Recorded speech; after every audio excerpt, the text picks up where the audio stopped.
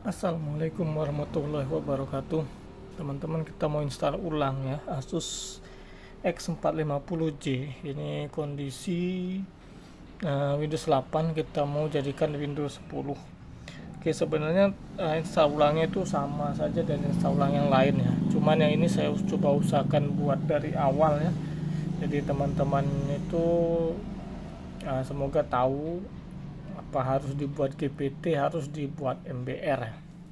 Oke, pertama ini kondisi laptopnya kebetulan masih nyala ya. Alhamdulillah masih bisa masuk ke Windows dan kami sudah backup data. Oke, pertama biasanya kita buka Explorer dulu ya. Biasa yang kami lakukan itu ada buka Explorer. Nah, di sini ada local disk C, disk C, data-data ya. Ini tadinya adalah local disk C, local disk D, local disk E namanya ya. Jadi local disk semua. Ini sudah backup, kami sudah backup tadi. Teman-temannya mana backnya ini? Nah, jadi kenapa ini saya buka ini biar ini kita rename saja teman-teman ya. Caranya klik kanan di rename atau di sini ubah nama. Kalau pakai bahasa Indonesia ini nanti diganti, terserah. Yang tadi kan local disk D sama local disk E, saya ganti data sama data. Fungsinya apa nanti di bagian partisi biar tidak salah ya, tidak salah hapus partisi, jadi data tidak hilang. Itu pertama, kita rename. Yang kedua, kita biar bisa ingat ini, kita lihat bagian belakangnya 341 ya, semoga kelihatan ya. Ini juga 345 dan ini 243. Jadi harddisk yang sistem yang akan kita hapus itu adalah ini yang 243 ya. Jadi ini insya Allah tidak terhapus ya, biarpun nanti lupa di rename. Tapi kalau ingat partisinya, perkiraan ini saya 300-an, ingat saja ini adalah yang data, sedangkan di Windowsnya itu adalah yang 200-an. Nah, jadi semoga tidak terhapus. Oke, setelah ini yang saya akan lakukan itu adalah cek harddisk GPT atau MBR pakai perintah diskpart ya, buka CMD atau Windows R. Ini Windows R ya, munculnya ini ada tulisan langsung di spat, tadi saya sudah cek ya, kita oke kan. Ini perintahnya, perintah diskpart. Habis klik diskpart itu kliknya list disk spasi ya, list spasi disk. Oke, jadi di sini dia menunjukkan hanya ada satu harddisk teman-temannya, ukurannya adalah 931 GB atau artinya 1 tera, dan dia ada bintang ini artinya dia GPT ya. Oke, jadi sekarang kita sudah tahu harddisknya ini GPT. Kalau sudah tahu harddisknya GPT, maka kita harus membuat Windows dalam flash disk ini. Tidak kelihatan ya flash disk saya. Sebentar saya kecil. Dalam flash disk ini flash disknya ini ya. Ini juga harus GPT ya. Jadi untuk buat flash disknya ini Windows GPT, bootable GPT, itu bisa cek di banyak video ya. Di video saya juga ada. Nah, saya menggunakan Rufus ya, nanti saya coba kalau tidak lupa saya buat, saya lihat saya letakkan linknya di bawah. Oke, jadi pertama kita sudah tahu harddisknya, yaitu tipenya GPT ya. Kalau MBR dia tidak ada titiknya, tidak ada bintangnya. Jadi disk 0 online 931 GB 0, ini tidak ada. Ini kosong semua, itu artinya MBR. Maka flash disknya dibuatlah pakai MBR. Pakai Rufus saya biasanya, tapi kalau pakai yang lain juga tidak masalah ya, pakai software boot yang lain. Oke, setelah ini kita lakukan adalah masuk ke BIOSnya. Ini saya colokkan dulu teman-teman flash disknya. Sudah saya colokkan ini, kemudian saya mau masuk ke BIOS. Saya restart dulu ya, Windows 8 kan agak beda sedikit, ini saya restart. Oke, nanti saya tekan F2 ya. Untuk Asus X450J ini masuk BIOSnya tekannya F2. Oke, tunggu dulu lagi loading. Ini masih menggunakan harddisk ya teman-teman ya. Jadi kalau kencang benar sih tidak, lemot juga tidak, karena dia sudah Core i7 Gen 4 ini. Nah, ini dia. Oke, bentar ya, semoga kelihatan nih. Oke, kita lihat speknya dulu di BIOSnya ini. Prosesornya Core i7 4700 Hz, jadi termasuk kencang ya, biarpun tidak pakai SSD nanti. Kemudian RAM-nya 12 GB. RAM aslinya artinya ini 4 GB, tambah 8 GB jadi 12 GB. Ini masih DDR3 ya. Jadi ada yang 450J ini, kalau mau tambah DDR3. Ini juga ada VGA sebenarnya, Nvidia 745M, tapi tidak tertulis di sini. Oke, di bagian main ini kita hanya butuh ini saja yang diutak-atik ya, tanggal dan jamnya itu.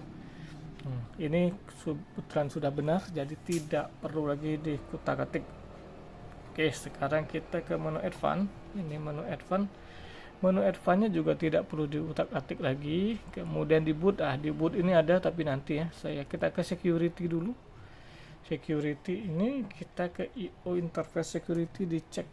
Nah, tidak ada juga ya, tidak ada, belum punya secure boot seri ini. Jadi tidak perlu diutak-atik. Yang perlu diutak-atik itu hanya main tadi dan sekarang boot. Oke, boot optionnya ini teman-teman ya. Kita ada Windows Boot Manager, UEFI, USB. Ini yang MBR ya. Kemudian DVD. Oke, jadi karena kita mau installnya melalui flash disk, maka ini kita ganti yang UEFI USB ya. Terserah yang mana ya. Tidak tahu kenapa saya pakai Windows 10 yang agak-agak baru ini seperti ini ya, muncul dua kalau buat GPT. Jadi pilih salah satu saja boleh. Nah, tapi kalau ragu-ragu dibuat dua-dua juga boleh. Oke, jadi itu ya, UEFI USB, kemudian Windows Boot Manager. Ini kenapa tidak saya naikkan ini untuk yang MBR ya, karena kan tidak ada UEFI-nya. Nah, teman-teman, jadi ini adalah settingan untuk harddisk GPT.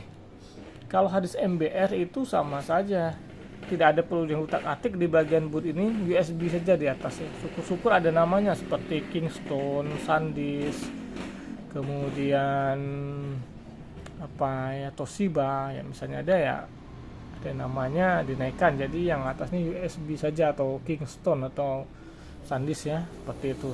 Tidak ada UEFI-nya. Nah, jadi yang di video ini adalah settingan yang UEFI atau GPT.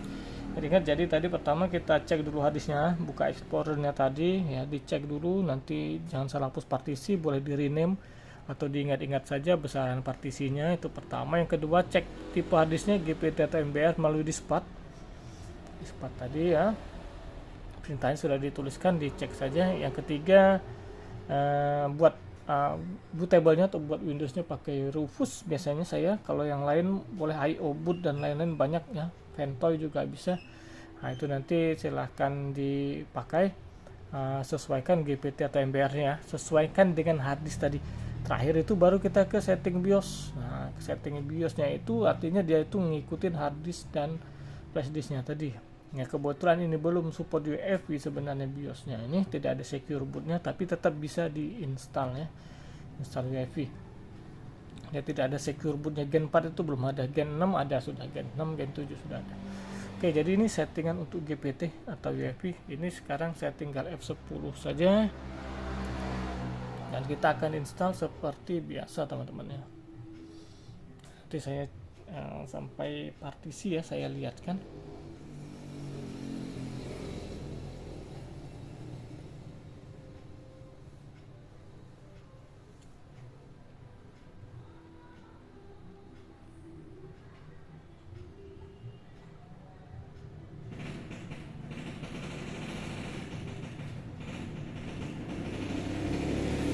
Malah masuk teman-teman.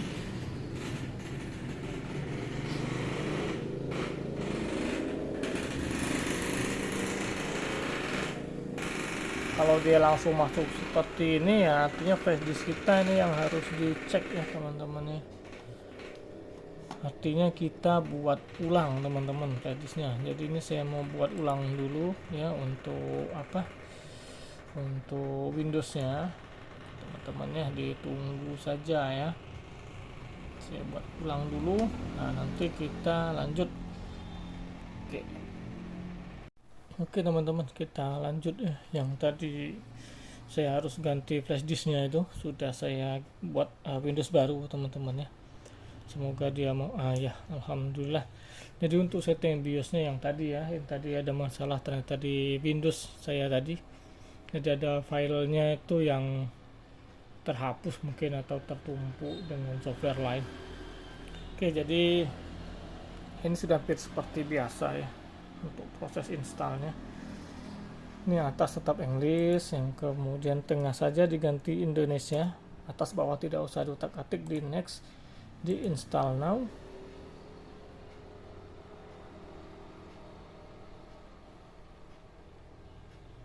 Oke, ini I don't have product key. Kemudian ini pilih yang Pro, Windows 10 Pro ya. Ya terserah sih mau pakai yang apa, tapi kita pakai yang Pro. Nanti ini mau diinstal SolidWorks juga ya, dipakai. Kemudian next,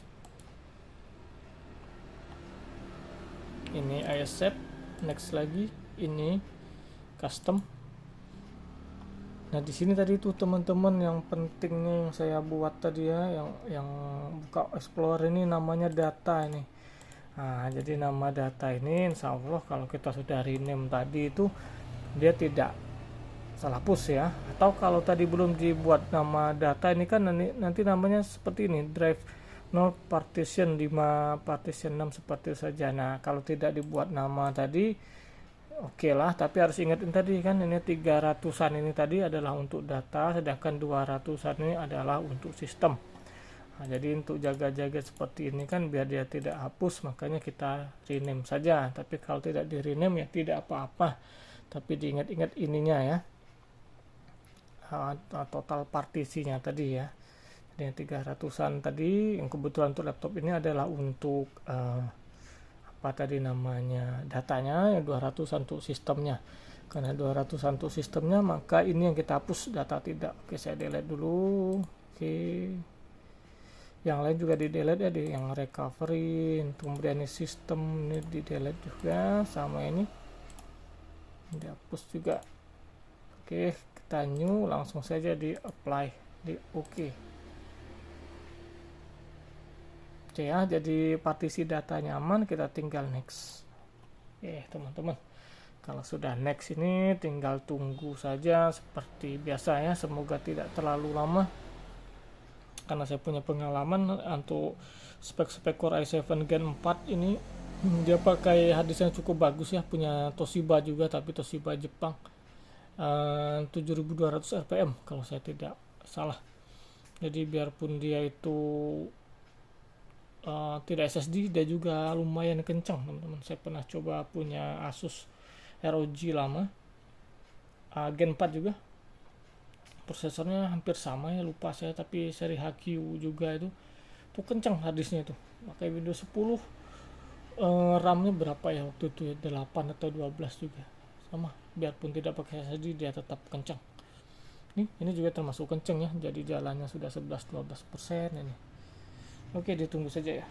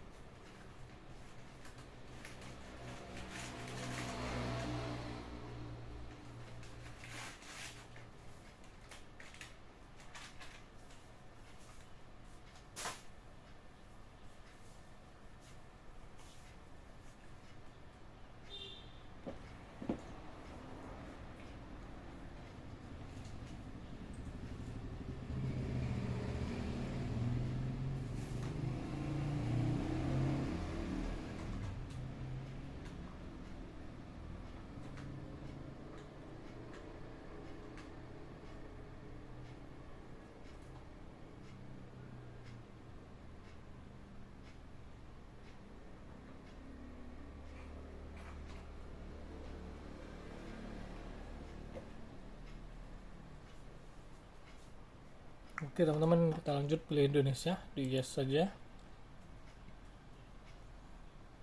Ini US, bener di yes ya.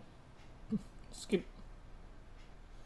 Ini sudah hampir seperti biasa, ini sudah seperti biasa. Nanti tinggal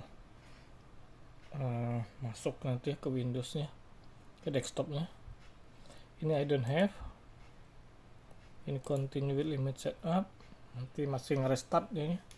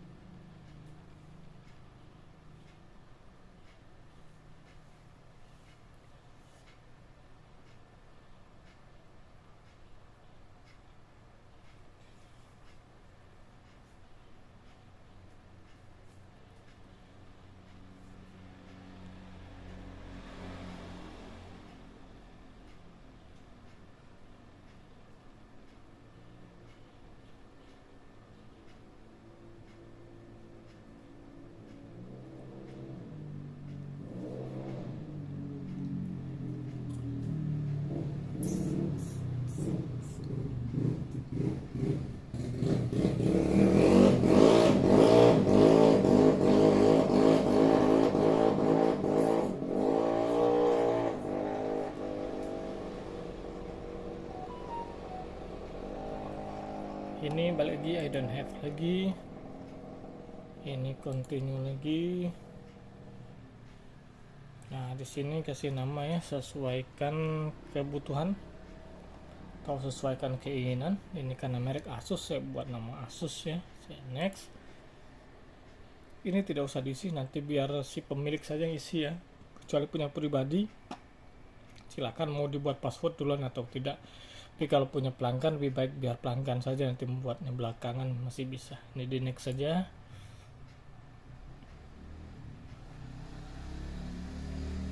Ini save. Oke, ditunggu teman-teman. Sudah mau masuk ya. Lumayan ternyata dia ini, dari yang sempat terpotong tadi ini sudah 25 menit ya, jadi start mungkin sudah 30 menitan ini installnya sampai selesai. Oke, kita lagi masuk ke desktop.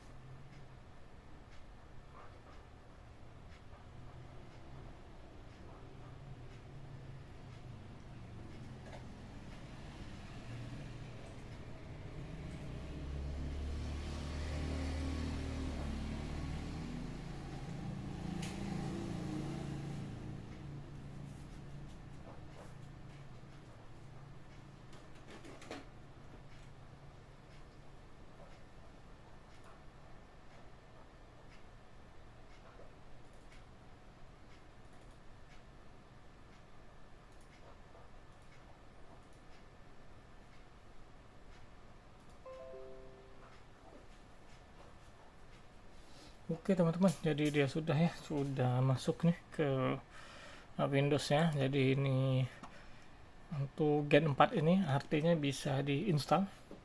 Nah, Windows 10, Windows 11 juga bisa. Dan cara installnya tadi seperti tadi ya, berlaku untuk semua laptop atau CPU. Cek dulu harddisknya, kemudian buat bootable-nya, kemudian baru setting BIOS, baru lakukan install ulang ya. Itu saja teman-teman, semoga bermanfaat. Wassalamualaikum warahmatullahi wabarakatuh.